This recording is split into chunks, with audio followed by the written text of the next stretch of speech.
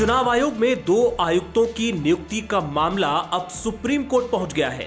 अरुण गोयल के इस्तीफे के बाद खबर थी कि इसी सप्ताह केंद्र सरकार 2 आयुक्तों को नियुक्त कर सकती है, लेकिन अब कांग्रेस नेता जया ठाकुर ने सुप्रीम कोर्ट में अर्जी दाखिल की है कि 2023 के फैसले के मद्देनजर केंद्र सरकार को इन आयुक्तों की नियुक्ति प्रक्रिया से रोक दिया जाए। आपको बता दें कि फरवरी में अरूप चंद्रा भी चुनाव आयुक्त के पद से रिटायर हो गए थे। ऐसे में इस वक्त चुनाव आयोग के पैनल में केवल एक ही आयुक्त हैं और वो हैं मुख्य चुनाव आयुक्त राजीव कुमार। आपको बता दें कि सुप्रीम कोर्ट में अभी सीईसी एक्ट 2023 की वैधता का मामला लंबित है। इस कानून को लेकर विवाद इसलिए हुआ था क्योंकि मुख्य चुनाव आयुक्त और अन्य चुनाव आयुक्तों की नियुक्ति करने वाले पैनल से सीजेआई को हटा दिया गया था। हालांकि सुप्रीम कोर्ट ने इस संबंध में लगाई गई याचिका पर सुनवाई करते हुए तुरंत इस पर रोक लगाने से इनकार कर दिया था। आपको बता दें कि सीईसी कानून के मुताबिक प्रधानमंत्री, एक केंद्रीय मंत्री और लोकसभा में विपक्ष के नेता वाली समिति चुनाव आयुक्तों की नियुक्ति कर सकती है।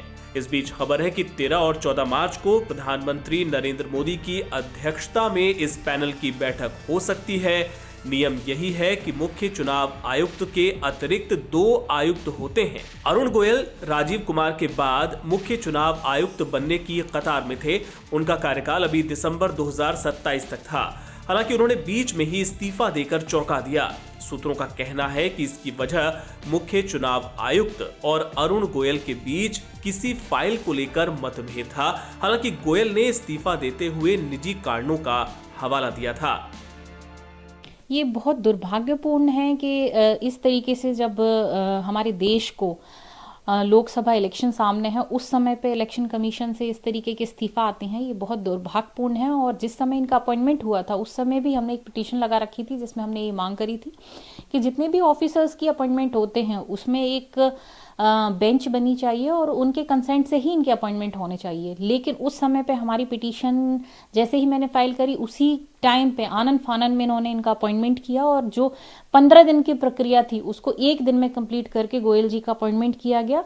और मुझे लगता है कि आई डोंट नो क्या हुआ उनके बीच में बातचीत के उन्होंने फिक्स जब लोकसभा इलेक्शन सर पे है उसके पहले उन्होंने रिजाइन किया। तो निश्चित रूप से ये सस्पिशियस है और सरकार को इसमें जवाब देना चाहिए कि आखिर ऐसी घटनाएं क्यों हो रही हैं। कोर्ट में कांग्रेस नेता जया ठाकुर का कहना है कि 2023 का कानून अनूप बरनवाल बनाम केंद्र सरकार के मामले में दिए गए सुप्रीम कोर्ट के फैसले का उल्लंघन करता है। इसके अलावा ये देश में स्वतंत्र और निष्पक्ष चुनाव की अवधारणा के भी खिलाफ है। चुनाव आयोग में शीर्ष अधिकारियों के चयन का जो पूरी प्रक्रिया है वो निष्पक्ष होना जरूरी है, लेकिन इस पैनल में केंद्र सरकार ही हावी रहेगी। इसी साल जनवरी में सुप्रीम कोर्ट ने केंद्र सरकार से प्रतिक्रिया मांगी थी।